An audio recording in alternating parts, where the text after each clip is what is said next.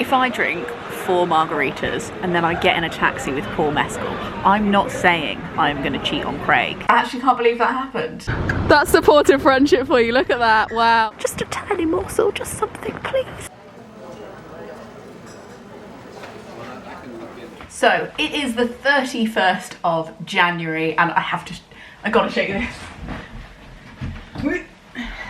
Every green dot on this calendar is a vegan meal that I have eaten. Oh, I actually owe myself some stickers, hold on. If you don't know, I've been doing half-assed veganuary, which has 10 different options to it that I've invented, and I've been doing the points mean prizes veganuary, which means that for every vegan meal I eat, I earn a point. And if I get a certain amount of points, I give myself a prize. Is this not a phenomenal amount of points? Just wow. Just wow. As somebody who's previously very, very skeptical about giving up animal products, I can't believe how far I've come in the past like 3 years since I read that dreaded audiobook. Damn you, Jonathan Safran Foer. So I thought I'd take you on a little journey with me today. I'm currently situated in the Midlands. We're gonna go to Banbury for a meeting and then we're off to London. And I thought I'd show you what I eat while chatting to you about all the weird things I learned while doing veganuary. One more thing before we leave. Big hoop or little hoop? Big hoop. Little hoop. Big. Should I choose the smoothest course? Steady as the beating drum. I'll make a decision. That's not your problem to solve. I need to solve that on my own. I'm 30-3. Now, I don't want you under the illusion that I eat breakfast after I get dressed. That would be disgusting. But I am not above staging it for you because I eat the same every freaking morning. So here's a dramatization of what happened this morning. All bran, oat milk, and some blueberries. I'm also not gonna lie to you and tell you that I haven't had a coffee this morning, but I will 100% be bringing this with me to get another coffee at the station, and then we'll be off to Banbury to see a lady fair, with golden hair. Am I making up that rhyme? Is that real?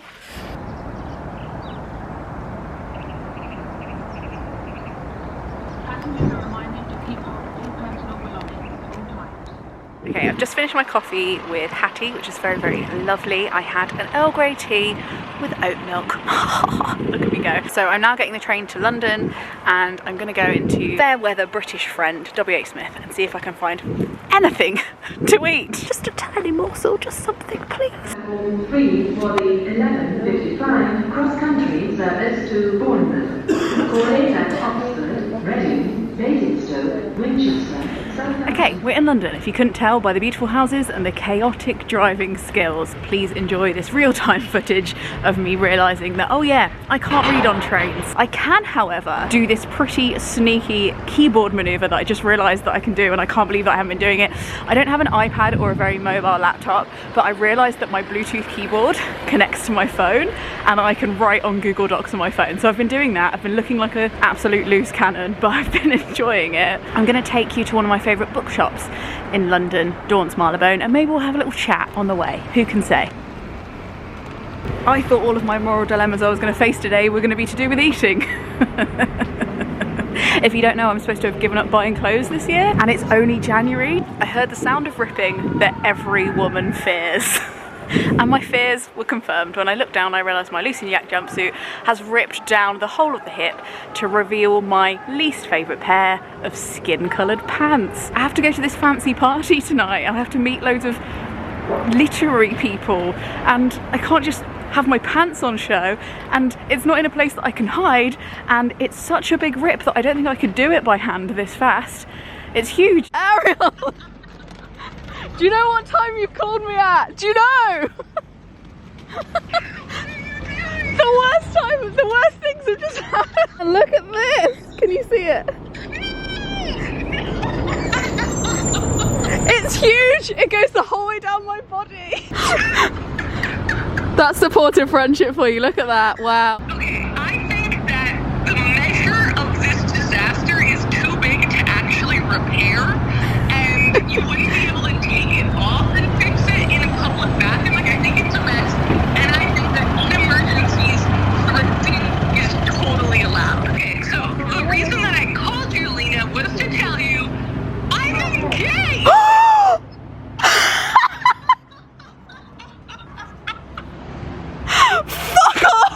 Okay, consensus from Ariel, as you heard, is that it wouldn't be cheating. Oh my god, I can't believe she's engaged, I'm so excited! So after I called Ariel, I did a speedy little change so I could tie my jumper around my waist to keep my modesty intact. And I'm either gonna hunt down a sewing kit or another outfit. Do I want to do that? I googled rent companies to rent clothes in the area and they only do ball gowns. So I could show up in a ball gown, I guess. But at what cost? Socially and financially.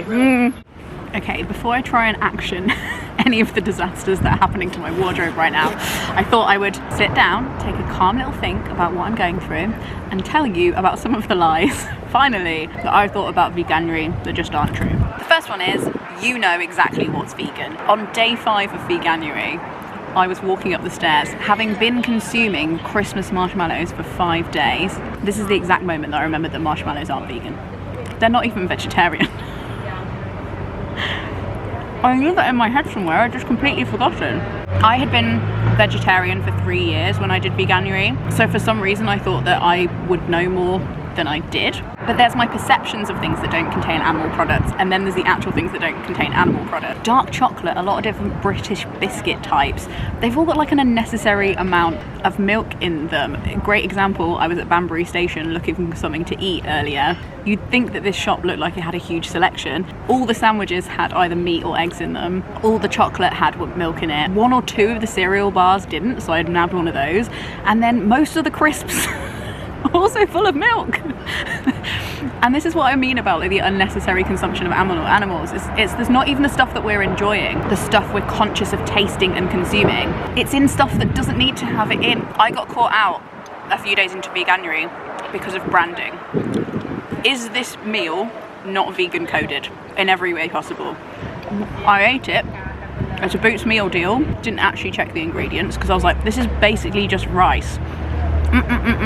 Brimming with milk. But there are also really nice surprises, like rich tea biscuits.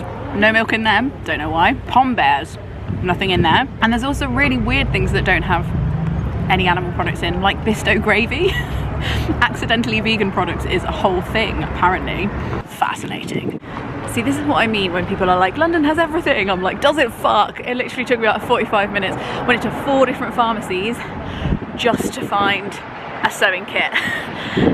Boots didn't even have one. What's the point of Boots? Anyway, I've got a sewing kit now. Wait, where do I? Where is it? Oh, it's here, it's fine. Probably non-recyclable plastic.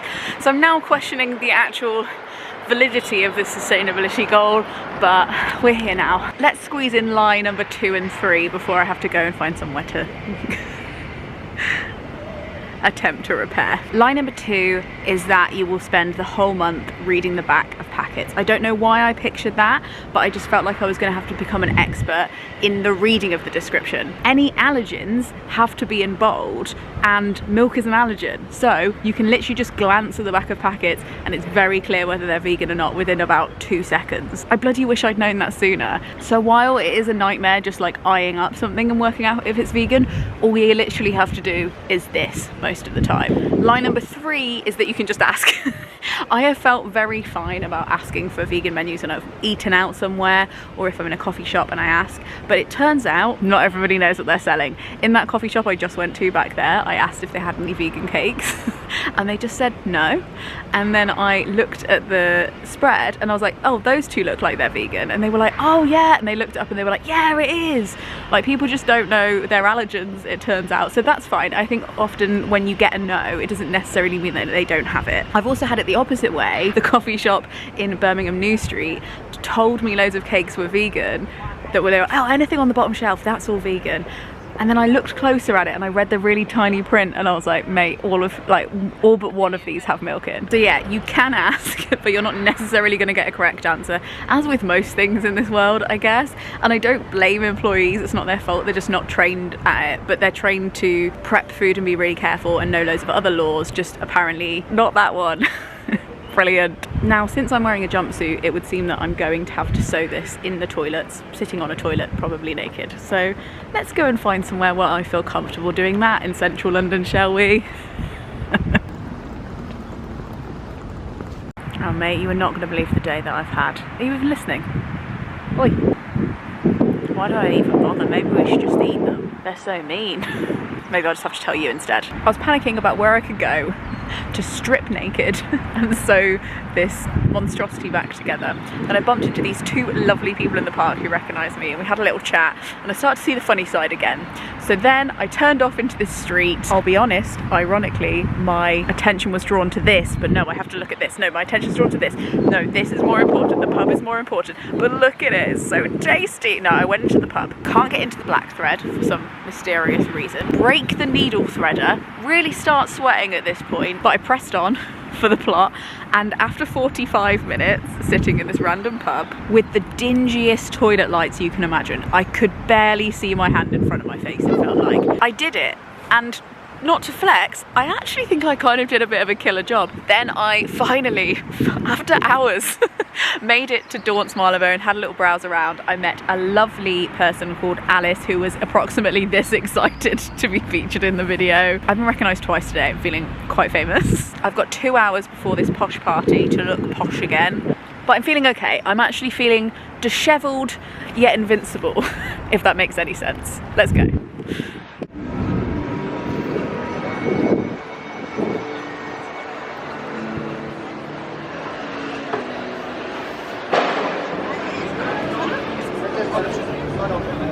Okay, we officially lost light some time ago, as you can see. So I've come to the lightest part of London I can think of, which is by King's Cross. It's called Coles Yard, and it's beautiful. Look at this. I managed to grab a delectable Thai green curry wrap from this absolutely bloody lovely outdoor market. As we're running out of time, I need to leave for this party in about 15 minutes, and we're running out of light. I think we'll try for one more point, okay? And then maybe I'll finish it off at home. A lie that I told myself is that veganuary would be overwhelming. I just felt like every decision would be really weighted, that I'd forget, which sometimes I did. Some of my snacks weren't vegan because I literally just forgot. Somebody called the police because turns out cheesecake contains dairy. Who knew? But I actually kind of found it to be opposite. It actually simplified a lot of the decisions I was making.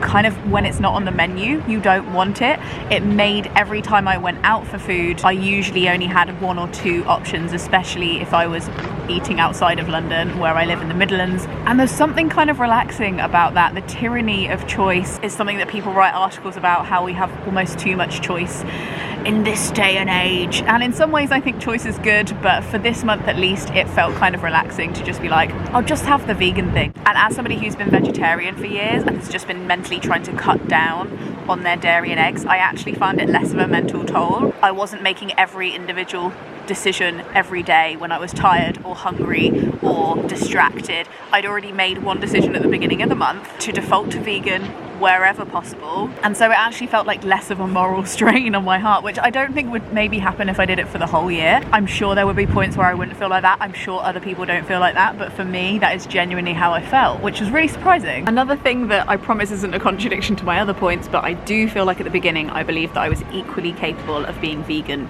throughout the day. Like, that didn't drop for me. Like, once I was capable of being vegan, I would be vegan in all the different hours, and all the different hours are very different. Let me give you an analogy. If I drink 4 margaritas and then I get in a taxi with Paul Mescal, I'm not saying I'm going to cheat on Craig. But when I have not had 4 margaritas and I am not in a taxi with Paul Mescal, I am a damn sight further away from cheating on Craig. Do you know what I mean? Do you know what I mean? It's a very convoluted and silly way of just saying hunger clouds judgment, as does alcohol. But I realised, as somebody who's been reared on dairy products, that because I have been reared on it, it might be harder for me to give up than somebody who hasn't been reared on it. And maybe that's something I just have to live with for the rest of my life.